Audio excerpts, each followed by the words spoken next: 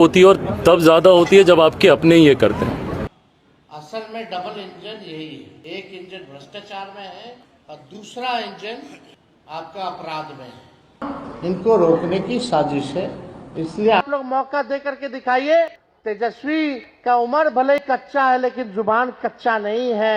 बिहार के सियासी में सीट को लेकर के एक जबरदस्त माहौल क्रिएट किया जा रहा है, चाहे वो पक्ष हो, चाहे वो विपक्ष हो, चाहे वो आरजेडी, बीजेपी, कोई भी पार्टी हो। हर पार्टी अपनी अपनी पक्ष में अलग अलग भूमिका निभा रहे हैं। हर कोई सीट शेयरिंग के लेकर करके अपनी अपनी मोर्चाएं खोल रहे हैं और उसी में एक बड़ा मोर्चा लेकर के आए हैं मुकेश सहनी जी, यानी वीआईपी के अध्यक्ष, यानी विकासशील इंसान पार्टी के जबरदस्त अध्यक्ष हैं, गरीबों के नेता हैं, विकासशील के लिए बात करते हैं। बिहार के धरातल में जबरदस्त पकड़ है। बिहार में 60 सीट पर हम चुनाव लड़ेंगे।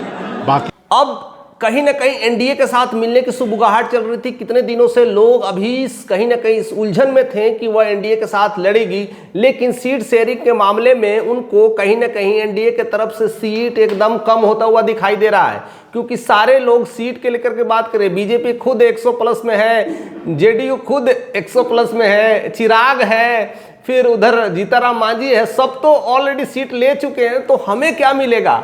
मुकेश सहनी को यह डर होने लगा कि हमें 10 के आसपास में सीट दे करके संतोष करना पड़ेगा, और मुकेश सहनी अब वो नहीं चाहते हैं, क्योंकि उनका मानना है, क्योंकि पिछले कई बार प्रदर्शन में उन्होंने अच्छा परफॉर्मेंस किया है और उनका कहना है कि हम 12 से 13% वोट लाते हैं, अगर जिस पार्टी में जाएंगे उस पार्टी की सरकार खड़ी कर देंगे।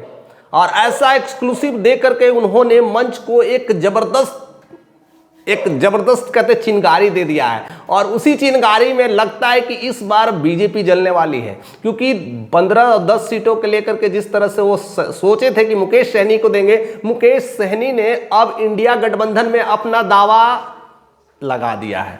और वहां पर देखिए क्या बड़ी बड़ी डिमांडेड हो रही है। मुकेश सहनी की जो डिमांड है वो दो डिमांड है।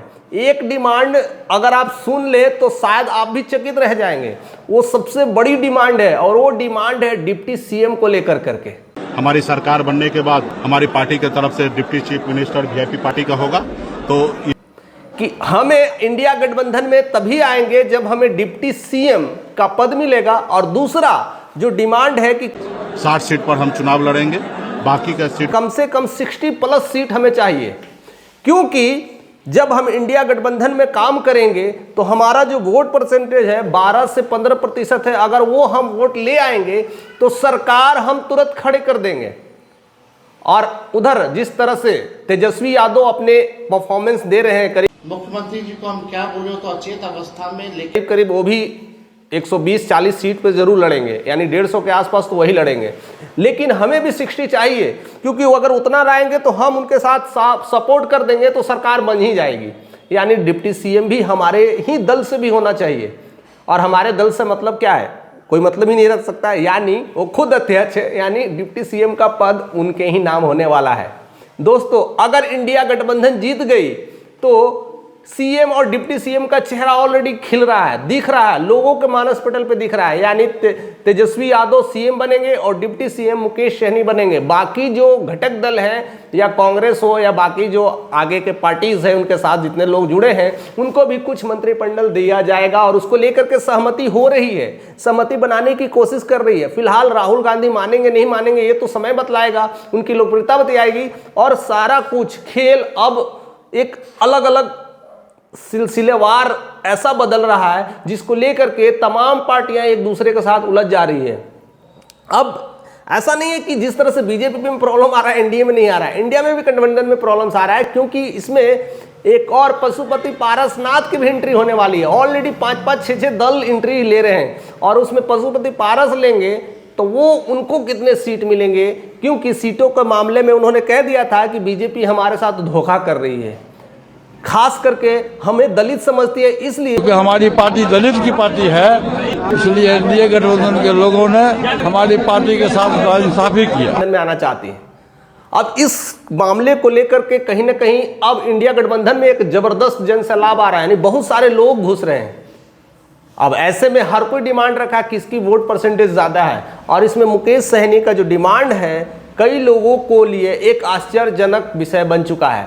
जिस हिसाब से मुकेश सहनी को देखा जा रहा था बीजेपी में जाएंगे, अब वह इंडिया गठबंधन में आ रहे हैं और ऐसे में कई सारे पत्ते बीजेपी के खिलाफ खोलना शुरू कर दिए, क्योंकि पहले उनके साथ मिलाने की सारी पुरजोर कोशिश की जा रही थी कि बीजेपी में चल जाएंगे तो बीजेपी का एक 225 प्लस आंकड़ा पार होने की जो संभावना थी उसमें मुकेश सहनी का भी एक अहम किरदार था। लेकिन मुकेश सहनी अगर वहां से हटते हैं तो 15 से 20% वोट तो ऐसे ही चला जाएगा और मुस्लिम वोट्स भी चला जाएगा, यानी अच्छा खासा वोट परसेंटेज आरजेडी के खाते में चले जाएंगे। और आरजेडी मुस्लिम की ही राजनीति करते हैं और यादव की राजनीति करते हैं, उसमें एक जबरदस्त परफॉर्मेंस दिख रहा है और आरजेडी अपने आप में एक गढ़ है, एक जनसैलाब है और बिहार में एक कहते हैं ना एक जबरदस्त अर्थ की भूमिका में रिप्रेजेंट करते हैं। और तेजस्वी यादव कोई किसी के इंट्रोडक्शन की जरूरत नहीं है, ऑलरेडी डिप्टी सीएम रह चुके हैं, अब सीएम पद के लिए वो दावेदारी ठोक रहे हैं, क्योंकि 2020 में भी उन्होंने ठोका था और कहीं ना कहीं इस मामले में उलट पलट रह रहा था, नहीं हुआ था तो गठबंधन नीतीश कुमार से अलग हो गया था। लेकिन इस बार अब वह पूरी तैयारी में, पूरे फॉर्म में और हिसाब से आगे चल रहे हैं और मुकेश सहनी ने उनको सीएम डिक्लेयर कर दिया है, उन्हें मान लिया है कि यही मेरे सीएम है। लेकिन डिप्टी सीएम हमारी सरकार बनने के बाद हमारी पार्टी की तरफ से deputy chief minister VIP party का होगा, तो डिप्टी सीएम इधर है, यानी एक तीर में दो निशान कर रहे हैं। उनको एक तरह से सीएम बना करके लोकप्रियता भी दे रहे हैं और साथ साथ दूसरा जो बेहतरीन पद है वो अपने खाते में भी डाल रहे हैं।